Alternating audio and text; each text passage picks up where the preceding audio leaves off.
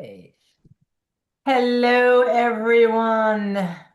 Welcome, welcome, welcome to the March 2026 New Jersey Business and Industry Association Business Growth Roundtable. This is our 60th episode. Wow. It's crazy. Wow. So we have a great conversation for you today. We're going to be talking about from interest to impact, a better buying funnel. But before we get into the fun stuff, Anthony Arena, please tell us about NJBIA and what's going on. Yes, thank you, Donna, and welcome everyone. This is, going to be a great opportunity with us today for the New Jersey Business Industry Association's Business Growth Roundtable, like Donna said. This initiative is a fantastic partnership between this great group of talented women. For those of you who are new to NJBIA, we are one of the nation's largest statewide business associations here in New Jersey and representing about a quarter of all employees here in the state. NJBIA is dedicated to supporting companies across the state and always guided by our principal core, business at the center. We do also offer other opportunities here at NJBIA. We have events both in person and virtually throughout the year. We have our magazine and digital opportunities, as well as our podcast and television show. And there's also some other money-saving opportunities that you might consider, such as payroll, 401k solutions, healthcare, HR support, and our auto insurance with our partner Plymouth Rock. Just some upcoming NJBIA events. We have our leadership series taking place on March 18th. That's next week. It's virtual. It'll be on cybersecurity essentials for New Jersey businesses. And then this year we partnered up with Binge, and we're doing Binge's Best, honoring the top women in business. That's taking place on March 25th at the APA Hotel in Woodbridge, New Jersey at an 8:30 start. So if you need more information on these events, please feel free to reach out to me. I'll drop my information in the chat as well as go to njbia.org. Now back to you, Donna, and thank you. Thank you, Anthony. So, yes, I am Donna Miller, Chief Visionary Officer at C3 Works and founder of Donna Miller Business Growth Consulting, where for over 30 years we've been helping companies accelerate growth by providing support and advisory services around operations, biz dev, and finance. We allow growing teams and business owners to focus on that which really drives the business forward and work smarter. And really, our clients know that by bringing us in to build AI-infused systems that are efficient, connected, and executable by them or us, they're laying the foundation for a company that will run and grow without them involved in every little detail. So if you're interested in working smarter, not harder, I'm your gal. But before we get into our program as well, a little bit of housekeeping. We are recording this, so you do not have to take copious notes or invite that note taker, but you can. We are recording. You will get the recording afterwards. We tend to have pretty big groups on these business growth roundtables each month, thank goodness. So we will have time at the end of the presentation for Q&A. We will ask you to use the Q&A section because the chat can get a little unwieldy when we have this bigger group. But that said, you're here in a room with a whole bunch of people who are interested in what you're interested in. Introduce yourself in the chat and use this opportunity to connect with some of those people. So let me introduce or allow my co-host, Rachel Durkin. Why don't you introduce yourself? Sure. Thank you, Donna. Hello, everyone. My name is Rachel Durkin. I'm with Paradigm Marketing and Design. We are a web marketing, branding, and sales enablement agency that specializes in working with clients with a complex sale. So if your business has a sales team and requires a human interaction to close the deal, we can make that sales team more effective, increase the qualified and the quality of inbound leads that they are receiving, and ensure that their close cycle increases, speeds up, and their close rate increases exponentially by building a marketing to sales infrastructure to make that happen. Donna, I'm going to throw it over to you to talk about April's event, and then I'll start with this. Sure. Okay, in April, actually, Rachel will be moderating a discussion from hype to impact. How are we going to leverage AI in our business? Listen, we're all talking about it. Every one of these business growth roundtables has some element of AI. And, the reason we keep bringing it up is we do know it's a little bit overwhelming, and we're trying to feed it to you in bite-sized pieces that you can apply on a daily basis. So, Rachel, are you able to drop the link in? I just did. Yep. Okay. Great. So you can register now, and even better, make a recurring event on your calendar where you're here the second Tuesday of every month. We skip August and that's it. So it's a regular thing. So with that, we have some people that we have to thank. So Rachel, why don't you start off with our sponsor thanks? Yes, so this event would not be what it is without our sponsors. So first, I want to Absolutely. quickly thank Nissa Vaccia, who takes pride in delivering exceptional accounting services in New Jersey, built on a foundation of strong work ethic and a commitment to treating our clients like their clients like family. These are the traits they pass down to everyone in their team, and they're evident in everything they do. For more than 55 years, the Nissa Vaccia way has made them great partners with their clients, and it's why they were voted the best places to work and the top 25 accounting firms in New Jersey. Woohoo. I know, right? As they look for the next 55 years, business and technology will change, but the Nisavachi way will not. Donna, over to you for the next one. Awesome. And we also need to thank Horizon Blue Cross Blue Shield of New Jersey. They are the state's largest leading health insurance provider committed to improving the health and well-being of New Jersey residents through innovative, high quality, and affordable coverage, something I know we all struggle with. Guided by a mission to advance health equity, Horizon Blue Cross Blue Shield of New Jersey strengthens communities statewide by investing in programs and partnerships that support access, wellness, and long-term health outcomes. And Rachel, back to you. And last but very much not least, Summit Place Financial Advisors offers focused, individualized attention, serving a select group of highly successful people like you who have outgrown mass market institutions. Success often brings complex investment, tax, and estate planning challenges, and Summit Place offers experienced, personalized, and disciplined guidance to help achieve your financial goals and help simplify your wealth opportunistically. They collaborate with trusted professionals to provide a holistic, expert approach to your financial journey. And of course, Summer Place is an SEC registered firm. They do not sell products, earn commission, or have quotas to meet. They work solely in your interest with no hidden fees or agendas. Awesome. And again, this would not be possible without the help of a whole lot of people, including our sponsors. So we thank our sponsors. So with that, let me bring our panelists to the stage. Cal, Thomas, and Amanda, would you like to join us on stage? There they are. Okay, there's Cal and there's Amanda. So, So, so I'm gonna have Amanda and Cal introduce themselves, but first I want to say a big shout out to Amanda.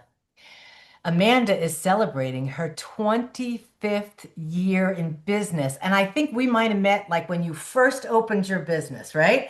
true. So congratulations. You know, the world changes. I mean, just think about what's happened in the last year. You know, Hmm. you've been evolving and we all have, you know, over the decades. So I just wanted to take a minute and really Mhm. Thank congratulations, you. Amanda. Appreciate that. Well done, well done. So we've got a really action-packed conversation today. I'm a little worried that we won't get to all of it, so I'm going to do my best. So, we're talking about from interest to impact, and we're talking about how we will drive leads through our funnel to close more sales. Outbound, inbound, lead nurturing, AI, because you can't not talk about AI, and sales enablement. So, before we get started, Amanda, introduce yourself, and then we'll have Cal introduce himself. Sure. Yeah. So thank you for that clap on my 25 years. Yeah, I was 26 years old. I took inventory of my skills and I decided that cold calling was a talent of mine and I enjoyed it. What a weirdo. No, I still enjoy it. It's odd, but yes, I do enjoy it. And we have a US based team that helps owners and salespeople get quality meetings with their best prospects. So we do business to business appointment setting. We first qualify through research and conversations with receptionists, then pursue via phone and email to get sales meetings when there's a reason to meet. So there's like a pain point or improvement that the prospect is looking for that the client can provide. And you can find us at marketreachresults.com. Awesome. Cal, Yep. Now, Donna and a Rachel, regular on our Business Growth Roundtable. I know I like when you and Rachel introduce me. It's so much more impactful, but I'll do it anyway. And Donna, I want to jump on the Amanda bandwagon. I've introduced her to a couple clients, one in particular, and they've really got. So some people are unwilling and unable to go generate their own inbound leads or outbound, as you're phrasing it today, and it makes a difference. So I started my journey a very long time ago. At my roots, a purchasing guy, so I don't even like salespeople. I don't like sales. I don't like people that want to pretend they're in sales. And then I met Sandler 15 years ago, and that changed the whole world. So now I get to help teach and train people who think anybody show of hands, we can't see your hands, but show of hands, they feel sales is a little uncomfortable, a little uncreepy, a little bit creepy. Drop a one in And the chat. yeah, one in the chat, even better, right? There's going to be a bunch of ones. So I spend most of my energy with companies that are successful, and there's a couple ones, want to do better. We don't fix the people that aren't good at it. We help people get better. Sometimes they're not getting in front of enough of the right prospects for a whole bunch of reasons.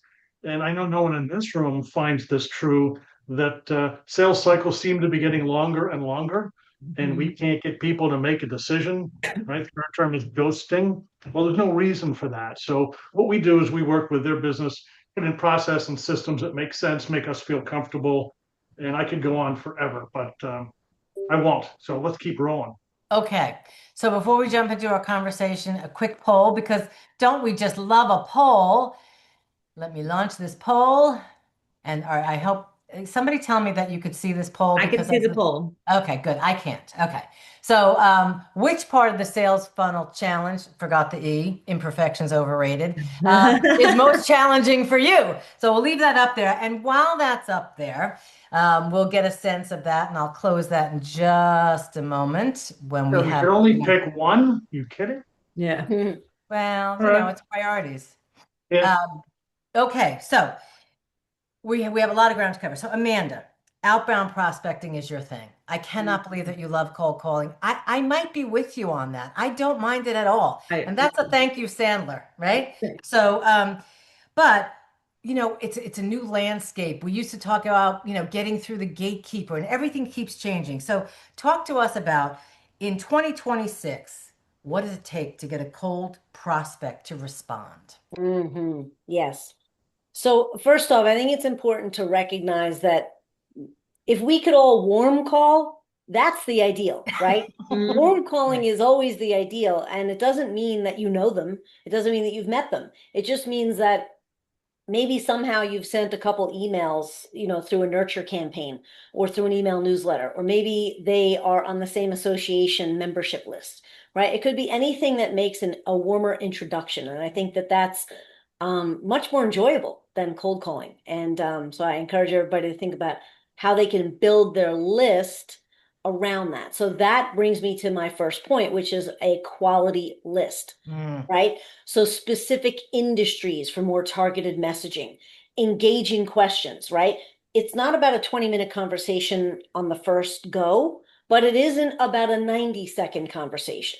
Build some rapport. Figure out how to develop that list, that prospect list. If you have business cards, put it in Excel or a CRM.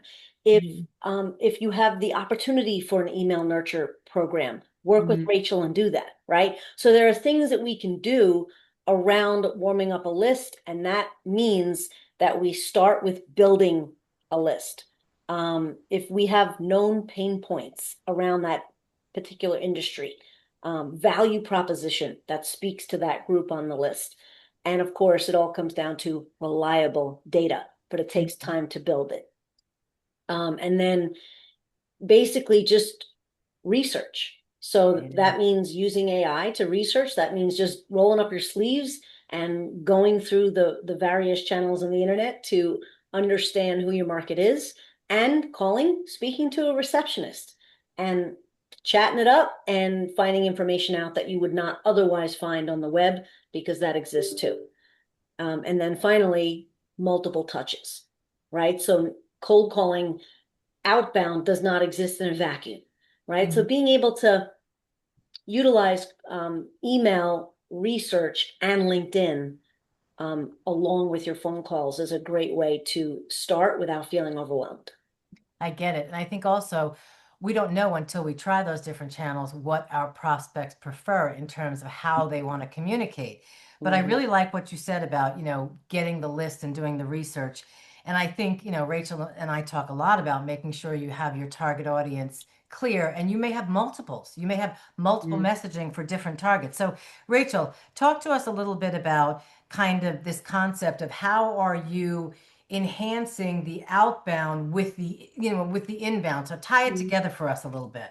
So talking about what jumping onto what Amanda just said. So she mentioned the touch process. Studies show on average it takes over 20 touches to build trust in a Wait, brand. it used to be 7 to 11. What I know happened? it's gone way up. I mean, come I on, it's a believe that. lot of I believe information. that. And it might even be higher than 20. I'm sure, Cal, you've heard a different number.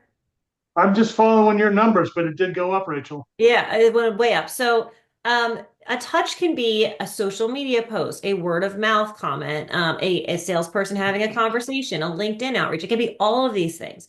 And so, building that, you heard me mention earlier, that marketing to sales infrastructure, we build infrastructures where it's called in your CRM an MQL to an SQL, a marketing qualified lead to a sales qualified lead. So, the journey should be you get inbound leads to the CRM, and then they're nurtured appropriately.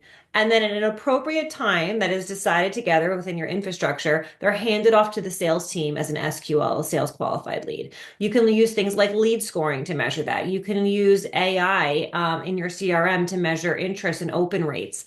There's a ton that can happen as a result of that. But here's the hard facts. Warm leads close rate, which means they've been in your CRM, they've been nurtured for maybe even months, are 10 to 25% and often higher if they're referrals or what I call a hot lead. So a warm lead is someone who's been in the CRM and poking around. A hot lead is maybe reaching out to you and saying, and I get this a lot, hey, I come to a bunch of your webinars. I wanted to have a conversation about XYZ. That close rate is even higher. Cold leads, where poor Amanda has to make a phone call of somebody that has never heard of you, have an average close rate of 1 to 5%. And that's generous in my experience. So having these also from a funnel strategy, so having what I call a high intent conversion, which is I call it an oh crap sale. So like they're Googling something, oh crap, my furnace broke. Oh crap, I need new car insurance, or oh crap, like it's an urgent need. Though high intent, so they're doing SEO, they're getting you off of an ad. That close rate is going to be also 1 to 5%, but a funnel coming in like for a download resource, for example, I want to download Rachel's white paper on messaging.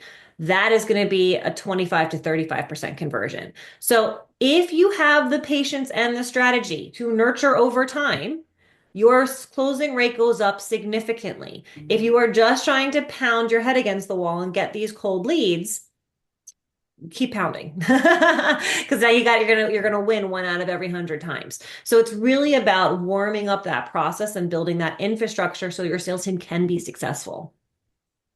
I totally agree. And I also think it's about, again, just like we have to determine what is the preferred mode of communication, these things all have to be tested and measured and A-B'd and kind of measure the metrics. So Rachel, there's so much going on now. Talk to us a little bit about what inbound strategies are working best, because our buyers are so informed when they come to us. I mean, they're coming to us.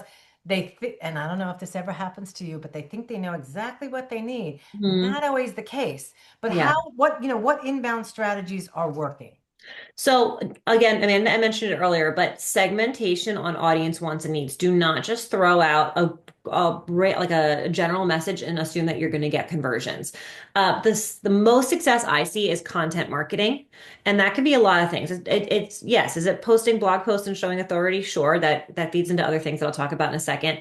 But having rich content that can draw users in based on what they're interested in. So I have this concept of what I call marketing assets. So some of you might have heard me say this before, but picture you own an auditorium and there's a million seats in it, and you can stand on stage in the auditorium and say whatever you want, whenever you want. And if it's filled with people who are there because they thought they could get a free iPad that you were raffling off, nobody cares what you have to say. If it's empty, you look like a crazy person. But if it's full of people who have been engaging with your content and are interested in the resources that you share, or the webinars that you're attending, or the events that you're sponsoring, then when you have something to say, the likelihood of a conversion is significantly higher. So content marketing, even though it's a longer funnel, is the number one way to bring in leads into your CRM.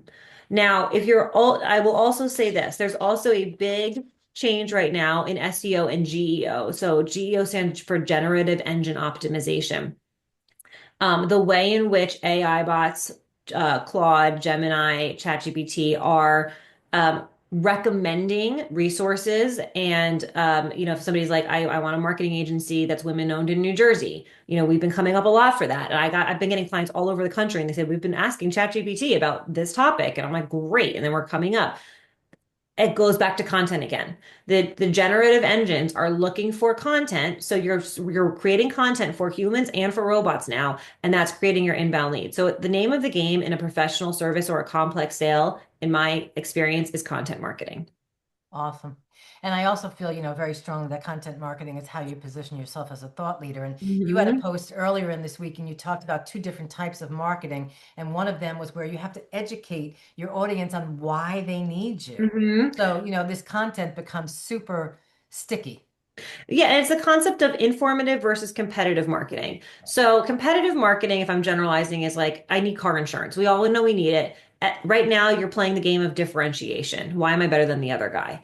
All right. Informative marketing is the user doesn't even know your solution exists, or they don't know the problem they have has a solution.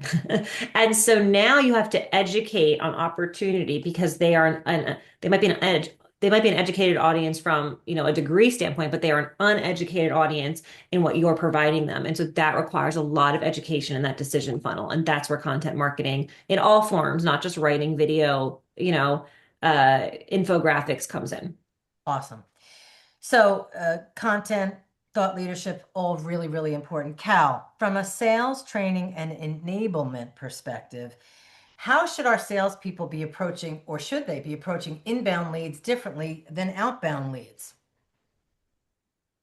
So I'm going to disappoint you a lot, and we might lose a third of our audience. Oh, Um, great. I know. Who brought this guy? I Who know, did, who even exactly. invited me? So I love the work all of you do. Again, we've worked with all of you. Rachel brings a bunch of great inbound stuff. Amanda does the same. So here's the unpopular reality: is that first connection when you actually have to engage with a human being Hmm. is the same. Mm, I love that content brought them to me. I love that cold calling that someone else did brought them to me. I love that cold calling that I did, and it's nothing to be afraid of as a man. Well, I'm weird like those two as well. It But when we have that first conversation, I love what Amanda said. It's not a 5 minute conversation or a 90-minute call. It's not a 9 second call. It's somewhere in between, because in Sandler terms, which you guys understand, it's doing some bonding and building rapport. It's having what we call an upfront contract and an expectation, and it's about getting some pain indicators. Because whether it's outbound, like I made one to the head of a very large engineering company today, I know that some of his folks are out there doing a lot of networking. They're not bringing stuff in over the goal line. I know that when I got an inbound thing, he said, I need a better process and a better CRM. They do need a better CRM. And after 6 or 9 questions, we completely changed the conversation. Turns out he's got a hiring problem and compensation problem. And we can't get the other stuff unless that happens. So, Donna, to more directly answer your question, which I'm not great at, it's I don't care how it comes in. And when most of our time is spent with our clients on, oh my gosh, what if someone answered the phone? Holy cow, we got an inbound lead. Now we have to call them. By the way, email doesn't work as a first response. I need to have some kind of interaction pretty quickly. We have a Sandler rule that all three of you know is the problem they bring is seldom, actually, it's never the real problem. So unless we ask some decent questions in a nice way, we're not going to really understand the problem. And I got 50 some examples, and I think there's an opportunity to give a couple later. But I'm going to handle both calls the same way because I'm skeptical and I'm curious at the same time, because whatever they told AI, whatever they told my caller, whatever they told marketing, probably isn't the real reason they're curious. I get it. And I agree. And Sandler, what I always loved about Sandler is it is a very consultative approach. So it's, Mhm. my job in that call, whether it's inbound or outbound, is to try and ask questions that Help, elicit talking. And as they answer, ask more questions. So I really appreciate that. And that goes to the concept of nurturing. Rachel, you started to touch on this earlier, but I think this is where marketing automation comes in and where we can create some really effective lead nurturing techniques to do some of this conversation education for us. So talk to us a little bit about what are we doing in the nurturing department, being it takes us 20 touches to get to where we want to go.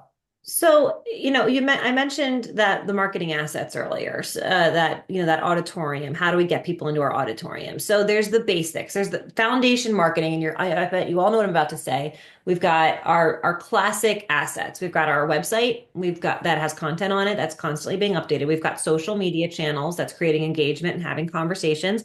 And then to me, the holy grail of that marketing assets is email marketing or your CRM. Great. Because once they're in that CRM, you've got them. Like a hostage. I'm just kidding. They can unsubscribe. But wait, one thing you always say, and I have to interject it, is the algorithms on all those social media platforms that you have thousands of followers could change are tomorrow out of and your you control. lose those followers. I always say you're renting your social media followers. You're buying your email, and your website you can control. You own. Yeah, thank you. Owning is a better analogy. But the name of the game is segmentation. You have to customize your content by your audience wants and needs. And AI is a great tool for this now. And not only do we segment now by industry and decision maker, which is the demographics, we can segment by psychographics. So based on intent, based on wants and needs, we can segment by, and then based on behavior. So if they're opening certain emails or clicking on certain content, they should go in this funnel, and this is what they're interested in. If they're looking at certain websites, I know all of you out there have said out loud, I need some new rain boots, and rain boots, and the next thing you know, there's advertisements for rain boots on your all over the internet.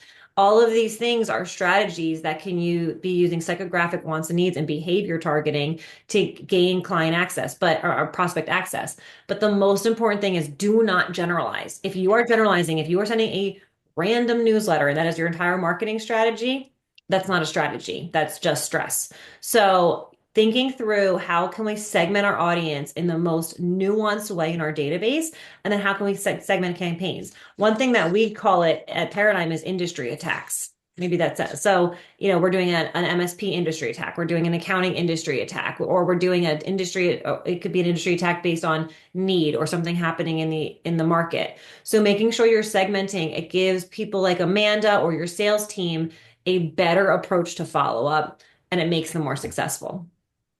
Awesome. The other thing you mentioned earlier was lead scoring, which I think is amazing. And I have to say, we've started doing it. It's one of those evolving processes. You have to run it for a while to Just really, like anything else. Yeah. you got to test and measure, you have to tweak it. But I have to say, we've been playing with that, and it's pretty amazing. So Hey, let me just comment for those of you who don't know what lead scoring is. Thank you for prompting me on that, Don. I forgot to cover it. Lead scoring is a concept that you can set up in your CRM where you can add a point system to a lead. And so now you have to decide with your marketing and sales team how you want to structure that point system. But for example, we have a set point system of 100. If they hit 100, then they move from an MQL, marketing qualified lead, to an SQL, a sales qualified lead. And so they might get a point if they're the right decision maker in the right industry. They might get baseline points, right? My sales team's going to want to talk to them. But if they are engaging in emails, opens, they get a point. If it's a click, they get 2 points. If it's a social media engagement, they get more points. If it's a conversation or they came to a webinar, it's more points. And so over time, the CRM is doing the work of rating how interested a prospect is in the content that we have to talk about, the solution that we have to offer. And it triggers to the sales team, hey, Donna's really interested in topics about ADA compliance for websites. Why don't you see if you can connect with her on that? There's a law changing. It's a good time to talk to her. So Rachel, you said the word trigger, and I just got triggered. Okay. And I love what you said. I want to add a little nuance to that. You said my sales team wants to talk to them. That triggered me to think my sales team needs to communicate and listen to them, because I believe Donna is interested in, I really don't know. So I need to pick up. I need to pick up how many people I know, show of hands, are really scared to death of this thing, right? We are. But until we call and listen to them, we're not going to know if they told us the truth Mhm. versus they love the stuff that we sent them, which may not be solving the problem.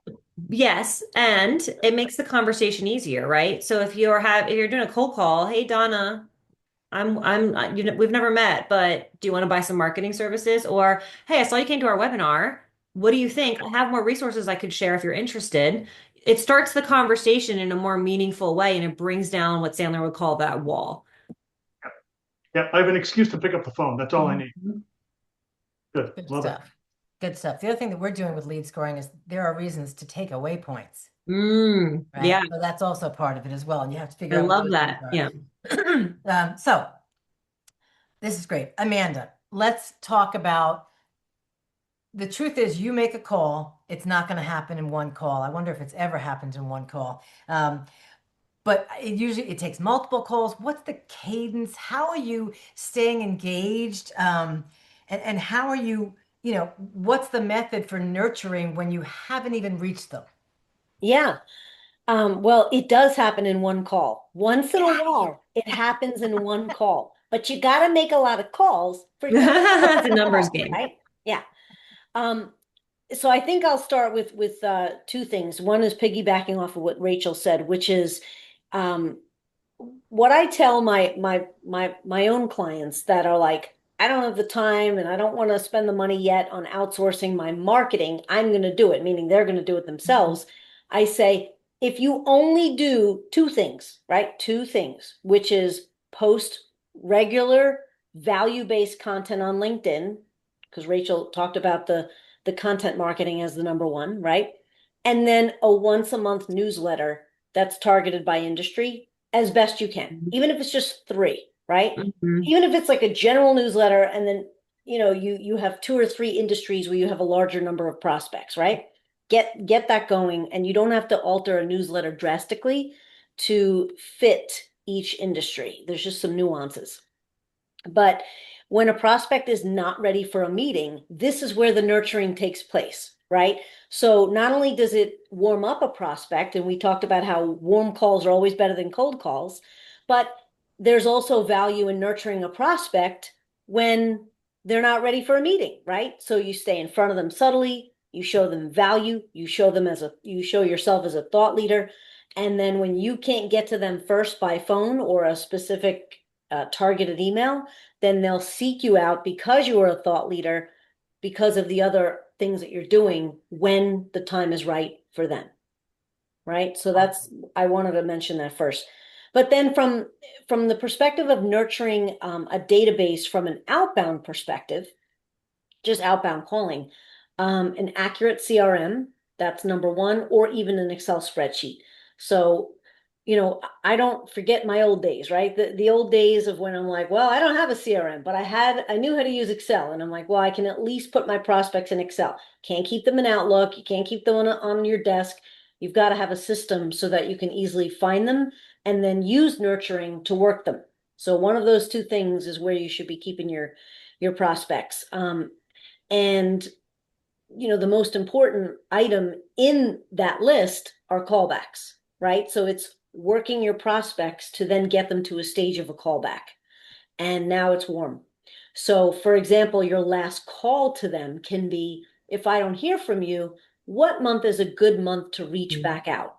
It's a great way to gain callback data, and then be timely with it. But you'll have to do it, right? You got to keep up with your callbacks, and you'll gain a lot of respect if you actually call them back the month that they said you should. It's all about what they said you should do, right? Not what you say. Now, if you don't have a callback date, pleasant persistence, right? Not stalking, not being annoying, not sending an email to them every 3 days, right? It's really about pleasant persistence.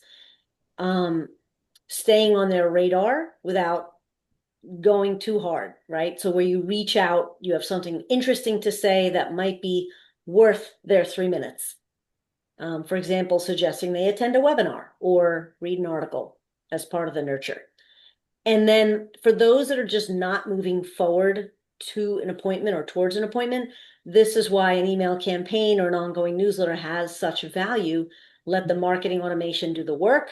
To those that are not 80% likely to close this month. Because sometimes we spend a lot of time trying to talk to tire kickers that are not going to move forward. Let the automation deal with them, right? Mhm. And that's what I would say as far as Well, I completely agree with that, and I'm going to shift to Cal in a moment. But first of all, I'm going to say something I learned at Sandler, which is probably one of my favorite things that I tell everyone who works for me and anyone who will listen. At the end of each call, I say to them, "Would you like me to follow up, or should I leave it with you?" Because I have more calls to make than I could ever possibly make.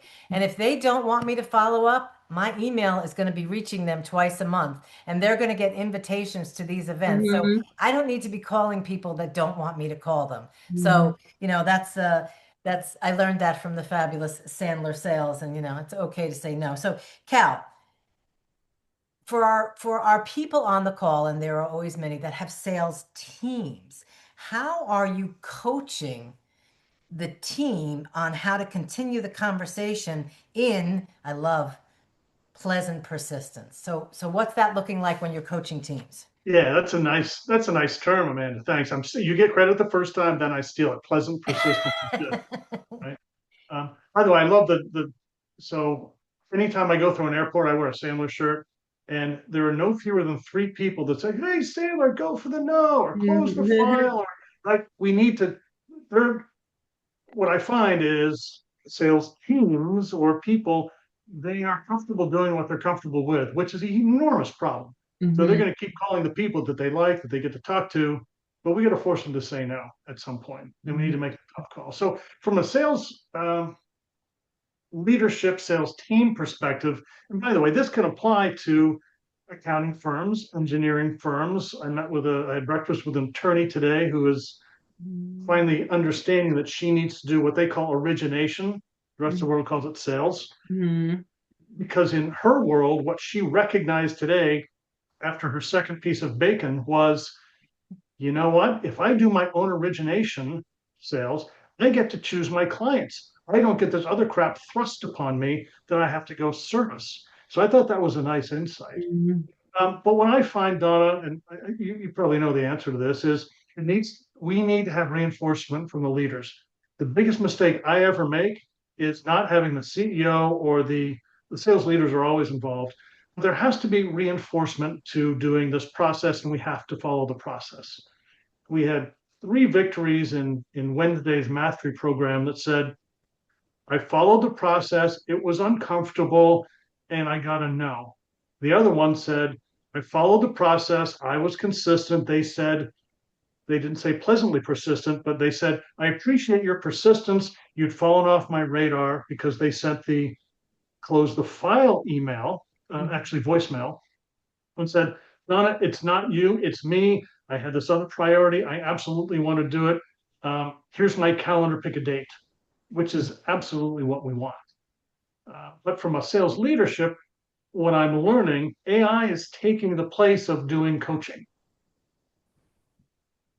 because, right? So for me, we'll get to AI. I'm probably going to repeat myself. My note taker takes notes. It records it in Sandler terms because we have a partner that does that. I happen to be Fathom.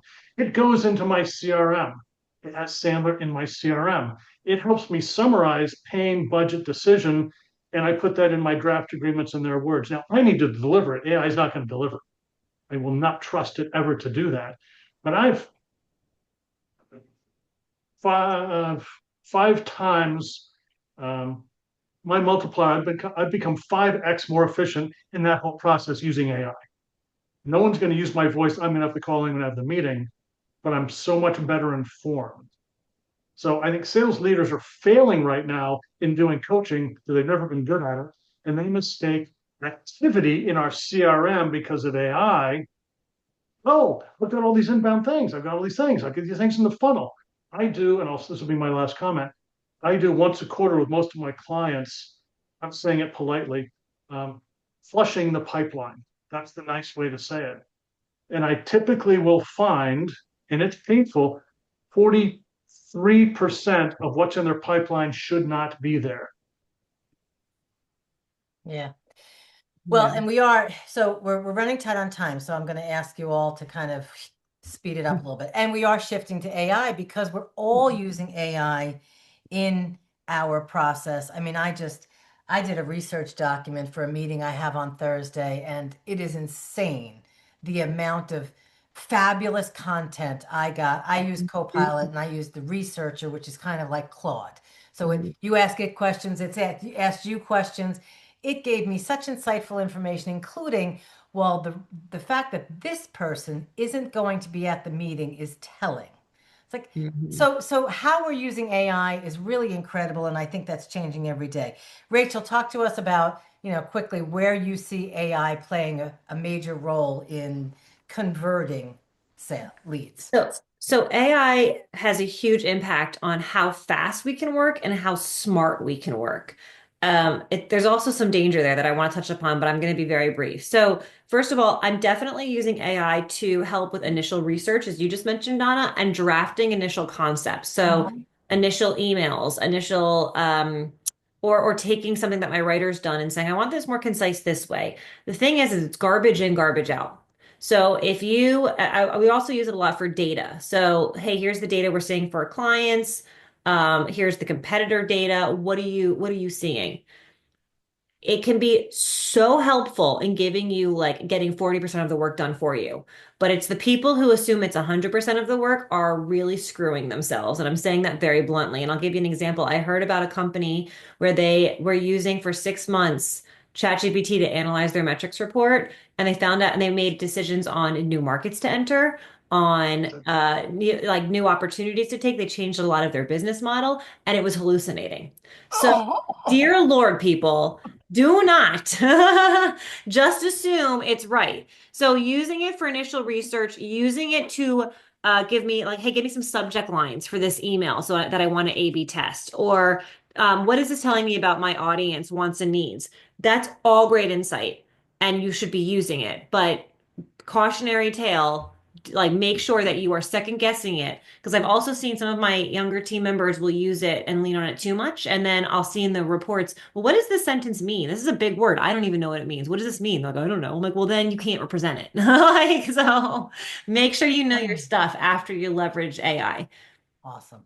So That's, Amanda, I okay. was facilitating, it was a large group of CEOs, and I asked the question just randomly, how many, because I've seen it, how many people have gotten the exact, and I know Rachel and Amanda would never happens to you for sure, but how many of you have gotten the same exact marketing email or sales email, identical except for the signature and the company it came from? Hmm. 100% of them raised their hands because apparently they've been using those same prompts. And that was very disturbing, I think, for me. Hmm. Wow. Interesting. So, Amanda, I'm assuming, and maybe to some degree or not, you're using AI to do some list build, but how are you using AI in the outbound process? Yeah, so we talked before about how the toughest element in cold calling is starting out with a reliable and pursuable list, right?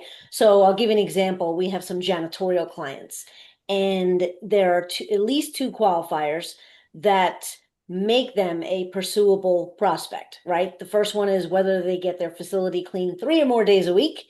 And two is the decision maker name. Now, the decision maker name you can often find, but it could be one of three people. So you can't just rely on what research tells you. You've got to call and ask. But I have not yet found a source, and keep in mind, AI scrapes public data, right? So it's not like it's going into the depths of no man's land that none of us are aware of. It's going to the public domains to find information.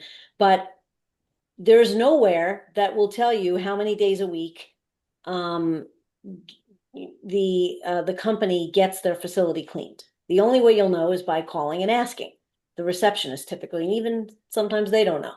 So there is no AI solution for qualification of this nature, meaning that deep. Right. You just got to ask a receptionist, but not too far down the road. And even today, there are outbound call agents that can talk to receptionists and get that info. But I do suspect that there will be some FCC regulating around that. We haven't heard about it quite yet, but I'm sure that is on the way because it is a little awkward not knowing if you're talking to a human or a robot, right? It's At crazy. least when you call inbound somewhere, you know it's a robot, but Yeah. when you get an outbound call, it's going to be interesting to see what happens. So, um, while AI is not ascertaining that right now through research, um, it's on its way. So we've got to really be aware that it's coming and figure out the tools that we can use. And that is the toughest part of any initial prospecting program. It's just making sure we have good data. But Market Reach does use AI for list building, which you touched upon, Donna. Mhm. So for example, build a list in Houston of restaurants with 2 or more locations, and you can get pretty accurate data. But we also use it like exploring how to better train our staff more often without the manager always being there. So one area that you can feed AI is a call recording or a transcript, as well as making a rubric of your script guideline, feeding it to AI and what you want graded, and then it'll spit back like a one-pager training guide for the staff member. It is pretty neat.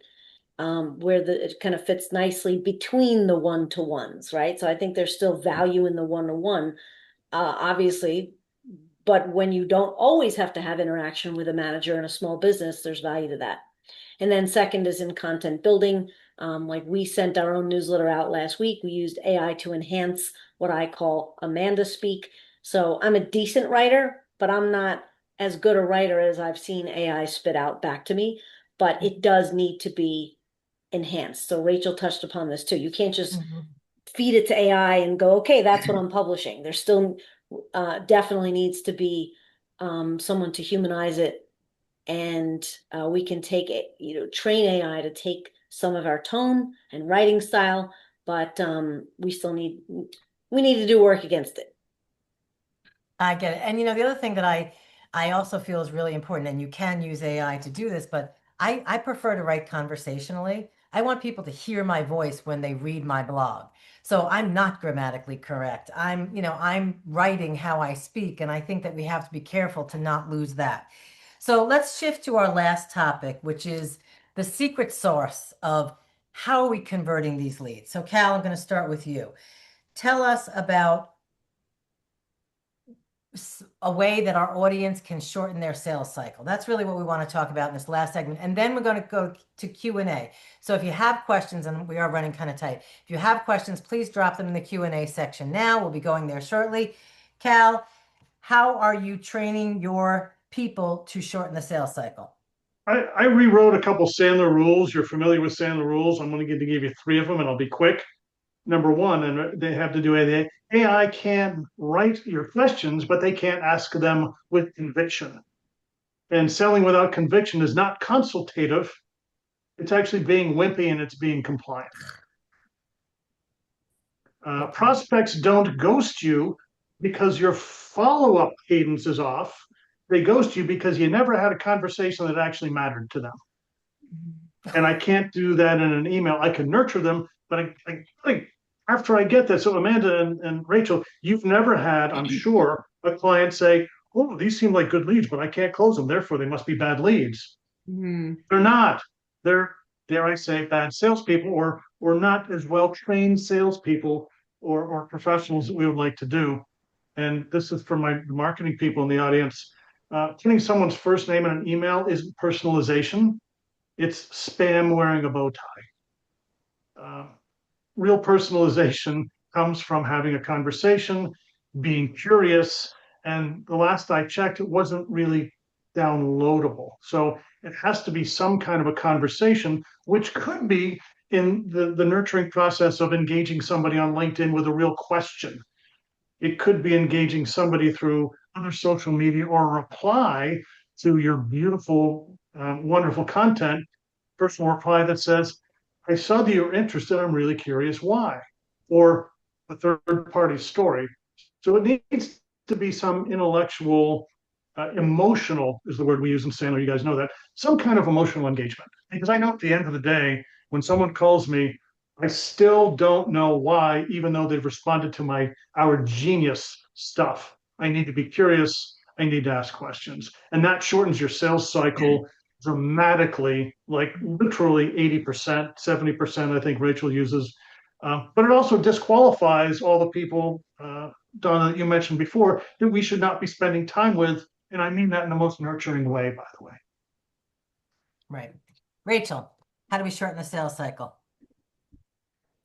So at the end of the day, I would say this, my recommendation is going to say that the cost of the sales cycle will be shorter and the time your sales team has to spend on it is shorter, but you have to plan for time. The nurture process takes time. So when you want those quick wins, you are going to have a lot more losses. But if you're willing to put the long-term plan into it, nurture appropriately, segment appropriately, be strategic, get those 20 touches in, your sales rate will go up. Period. End of story. So if you're willing to invest now, it's gonna pay off in 6 months, and then it's gonna pay off forever after that. So I would say shortening the sales cycle is possible for the sales team and for the cost of the sale, but you have to be in it for the long game. Right. Totally agree. And I do Yeah, I find love your comment before, but you got to be patient. That being Mhm. patient does actually accelerate your sales cycle. Right. Right. I often say, how you prospect shows your future clients how you do business.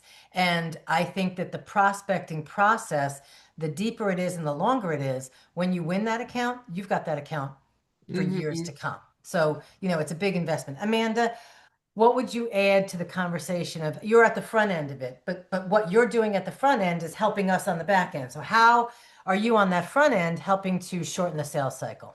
Yeah, so a good appointment starts with that initial call. You ask questions, as Cal was mentioning. Be sure that it represents good business for you, right? So qualify, do more listening than talking, find pain points. And then from there, the meeting is more likely to be kept by the prospect. So, we send Outlook invites to the prospect to make sure it gets on her calendar. We send an email that then introduces the concept, sets the stage for the meeting. All these things builds towards what we call a stickier appointment, an appointment that sticks. And that's also the tough part about appointment setting or any kind of sales, is just making sure that the appointment sticks. But Cal mentioned it before. If you build value in the call, if you ask smart questions, then you're going to pull their reason to meet, not your agenda, not what you want to sell them, but their reason to meet. So, just building that value, I think, is really the key to building an appointment that sticks, and make sure that the prospect is along for the journey. Awesome. This was like fire hose, like more fire hose Mhm. than usual. We have like 3 more So pages of content to talk about if we wanted to. I know, we had more. So I'm going to pop a poll that says if you'd like to continue the conversation with any of us, we'll be happy to book a one-to-one because we did kind of fly through this. And while I'm doing that, Amanda and Cal, I want you to tell our audience how they reach you, even though they will get it by email. So let me launch this. And after you reply, just hit done and it'll go away off your screen. But Amanda, how does our audience reach you? Sure. So I am based here in New Jersey as well. I'm in central New Jersey. That's irrelevant because we call all over the country. But again, my company is Market Reach, and the best way to reach me is to first go on my website, which is marketreachresults.com, marketreachresults.com. You will have the opportunity to send me a web form. You could book a one-to-one meeting with me. You can also call me at 609-301-0741. Again, that's 609-301-0741. And Cal, how does our audience reach you? I'm pretty easy. It's cal.thomas@sandler.com, SANDLER.com. That's the easiest way. Um, I want to say for Amanda, I know I've heard you coach your clients when when they have the calls, they tend to go into solution mode. Oh, Amanda said you want to talk about this. Here's the answer. They just need to shut up and not do that, but ask questions. And Mhm. that, I think, is the biggest failing we I see with either inbound or outbound. I So agree. I agree. nicely done, folks. My second big pet peeve is when someone introduces themselves as a full service anything. Mhm. Full service, what Is does that that? mean? Oh, anyway. All right. So Rachel, take us to Q&A. Do we have stuff from the audience? We've got a few We minutes have- left. I'm sure we can do a question or two. Yes, we'll be concise. So the first one, as an owner, if your lead generation system is non-existent, i.e., no email marketing, outdated website, and no CRM. Where do you start? What's the first step? And I already post on LinkedIn 2 to 3 times a week. I think you should call C3 Works. No kidding. Really, we can help you do all of that, but go ahead, Rachel. Well, no, definitely. There's different levels that you can engage, but guys, you got in this world, you have to have a basic website that appropriately articulates your value. Don't just throw something up because it can also inhibit your reputation as well as do better for it. And get some basic email marketing. If you don't have a huge budget, I do know that Donna can refer you to people. If you're looking for something that's more focus on your messaging strategy and your positioning strategy and building a bigger infrastructure, we'd love to help you. Tal's got something to say, but you need the foundation. It's Yeah. a necessity. CRM is an absolute essential for Yeah. business today. But And it all of doesn't those- have to that be to me is too complicated. after website and email. Right. Like you got to get that up and then the CRM. Sorry, go ahead, Cal. Get out there, meet your people, and I can't do this enough. Ask your existing clients very gently for introductions. They really want to introduce you to people. That's the cheapest, fastest. It'll make you uncomfortable the first 3 times, and then you get 5 more customers or clients. That is the quickest, easiest, fastest way to more. You need the other stuff. That's the fastest. Amanda, what do you think? Anything? If you have more time than money, you just gotta build it and roll up your sleeves and make it happen. So for now, YouTube it. if you have more time, YouTube it. that's it. YouTube But you it. have to have one of the two. Yeah, that's true. Right. All right, one more question, Donna? Yes. I think I Okay. have time for one more. And this is great for Cal and Amanda. What outbound approaches are actually breaking through now that inboxes and feeds are flooded with AI generated content? So I just had a coaching session with a client, and one of her openings is, because you all know there's a Sandler style cold call. It's like, hey, number one, this is not an AI cold call, just to be clear. Number two, Real and then they human go into their beings. Sandler based, pain based conversation. And everyone's going to say it doesn't work. I've got data to the contrary, but it's your call. And obviously, Amanda has data to the contrary. Yeah, I have nothing to add to that. I think Cal nailed it. I think that you can, as of now, there's not a lot of AI calls that are going outbound. They're not. There's a lot of emails that are generated, and you can kind of tell what's clearly AI, especially if you're my age and you're doing Facebook, the AI is super clear. But we've just got to, Rachel said the word segment, right? Really talk to your audience. If it's the content, talk to your audience directly and feed them value-based stuff that they want to hear about, that resonates, that makes you that thought leader. Yeah, if you're thinking of outbound as like immediate gratification, like cold calls, I've also heard that text messaging has a higher success rate right now than getting people's attention than phone calls. So following up, like I'd like to leave a message and then follow up with a text message as like a second touch or switch it. Yep. But to Amanda's point, if you're willing to do like, lower funnel, or, I'm sorry, higher funnel, thought leadership is a great way to get people into your database that you can then nurture. Donna, we're And know who exactly you at want to talk to. 12:59. I'm sorry. Yeah, you're right, Rich. But know who you want to talk to. Don't make it a random thing. Understand your ideal client profile. And I would bet 82% of the people on the call think they know and they maybe don't. So spend a few minutes, hours being very crystal Yes. clear. Our prospects are not everybody. They're right here ideally. Ooh, that was a lot. Well, I hope you all got something from this that you can put into action. That's always my belief. Knowledge is not power. Applied knowledge is power. So I hope you go away from this today and put one thing into action to improve your close ratio of the leads that you're bringing through your funnel. Cal, thank you as always. Amanda, thank you as always. You guys are great. And we will see you next month. Enjoy the beautiful spring weather, everyone. Thank Take you. care. Bye-bye. Bye-bye.